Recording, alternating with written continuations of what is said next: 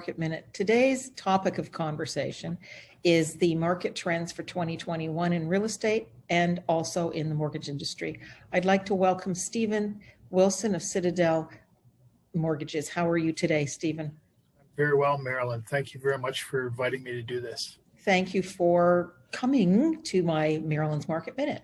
Anyways, I'm just going to go briefly into the Toronto Real Estate or the Toronto Regional Real Estate Board and what they are forecasting for 2021.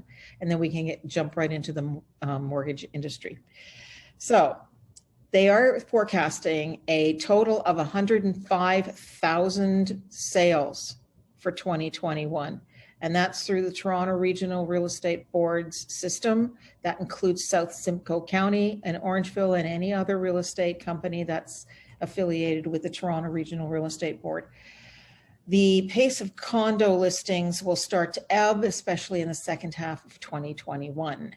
With single family listings remaining constrained, expect the total number of listings to range to a point forecast of 160,000 homes and condos and townhouses. The overall average selling price, because they're predicting that supply will not meet demand, will be $1,025,000, which will represent an increase, a year-over-year increase of 10%. So again, the overall average selling price is predicted to become $1,025,000. That includes all home types. So now let's get into the mortgage stuff. Stephen, I hear that rates will remain low until 2023. Well, that's what I'm hearing also, Marilyn. The Bank of Canada is in no hurry to boost interest rates because they still feel the economy needs the help. I was listening to Benjamin Tal from CIBC yesterday, also forecasting that rates will stay low at least through the end of 2023. And that's driven by the long-term bond market predominantly, although I will note that long-term bonds took a jump in the US yesterday, and so some companies have put their rates up last night by about 15 basis points. So not significant, still historically low. Okay. Now, do you think the Canadian government will reduce the stress test, or do you think they're going to reintroduce an insurable 30-year amortization mortgage, or both?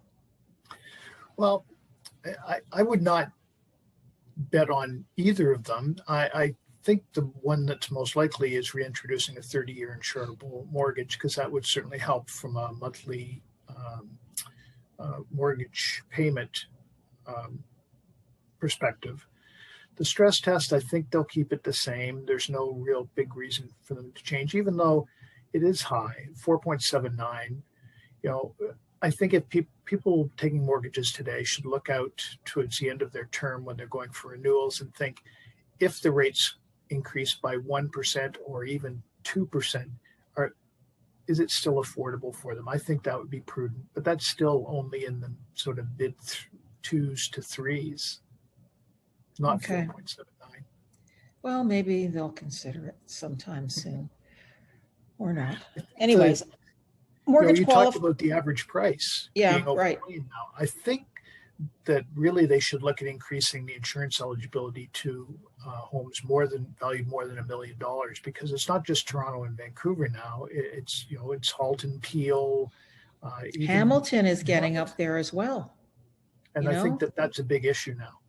So will they? Do you think? We're certainly, as mortgage professionals, we are lobbying for that. And so we'll see how much strength we have. Okay, great. So mortgage qualification, is it going to be more stringent, the same? Well, it's pretty stringent right now. I think it will continue to do that. There's certainly been uncertainty about income, particularly with people who have been hardest hit by COVID. So people who are in hourly wage jobs, in things that have been closed. Small business owners, restaurants and shops are really getting squeezed. A lot of that is washed through now, but I think people were feeling a bit burned at times because people who had good incomes have been really affected by layoffs, even in the short term. And so they're really scrutinizing the income documents right now at all lenders. I know it's very, very wise for self-employed people to go in with a offer of purchase and sale that includes a financing condition. Yep. The market is so hot right now. They're experiencing, multiple offers, sometimes 17 offers on one home, as people try to get larger homes and move out to the 905 areas. And that's what's happening right now. So to me, and this is me personally, I always recommend a condition on finance. With the banks being what they are right now, is that a good idea for everyone across the board? Well, it is a good idea. We would never, as mortgage agents, we would never recommend that anyone waive their financing clause until we have a firm offer from a lender for them. I know it is difficult in today's environment. So the sort of, for self-employed, I think that's really critical. But for everyone, I think the best strategy is to work with your mortgage agent to get really pre-approved as opposed to pre-qualified. So not just running the numbers through some calculator, but Right. actually, providing someone like me with all of your documents, all of your income documents, all of your tax documents, your credit report, all of those things. So we can give you our professional opinion on what is the maximum mortgage that you will qualify for, and then work with your real estate agent to find a home that is within those boundaries. Yes, because it can get overheated in a multiple offer situation where you think, well, if I can afford 900, what the heck, I'll go to 910. And the bank went, no, sorry, we meant 900. Exactly. Okay. So unless you have the bank of mom and dad, you might want to reconsider your offer. Scratching around trying to find that 10 or 15,000 bucks. Yeah, that's true. What other information do you have or you can share, and what other advice can you share as well? Well, I mean, the advice is always to prepare yourselves for a situation where you are going to have multiple bids, and understanding your financial situation is the best way to do that. And mortgage agents are uniquely equipped to, as Liam Neeson says, we have a very particular set of skills. And I think that people should be, this trend towards larger homes and moving out, it's very real. You've seen that, mentioned that. Whether that's going to continue or not will be interesting. Because I think you and I have talked about that large employers, are still have their office space. True. They want bums in seats. And the indication is at least 3 days a week, people are going to be required to go in the office. So if you now have a 2-hour commute, you need to really think about that when you're looking for. That's true, because they're estimating that 60% of the people are going to be returning to the offices, which is to me is a good thing, because they can't keep these office buildings empty. Absolutely. And 3 times a week, do they increase that? Okay, the economy is starting to rev itself back up again. Let's bring all the employees back in, or most of them in, and like you work on Monday, I work on Tuesday. Excuse me.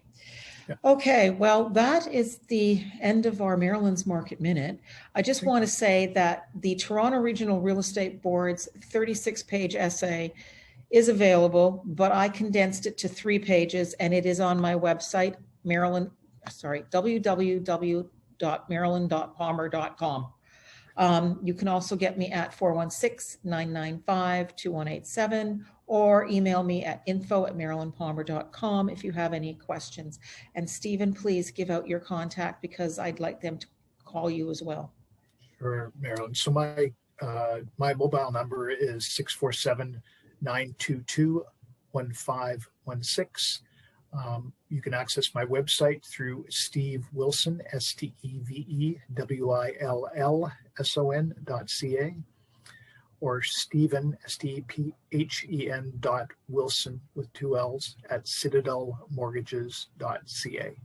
Terrific. Thank Thank you, you Marilyn. so very much for joining me today, Stephen. You take care and we'll talk soon. I will. Take care of yourself, Marilyn. Okay, thanks. Bye-bye. Bye.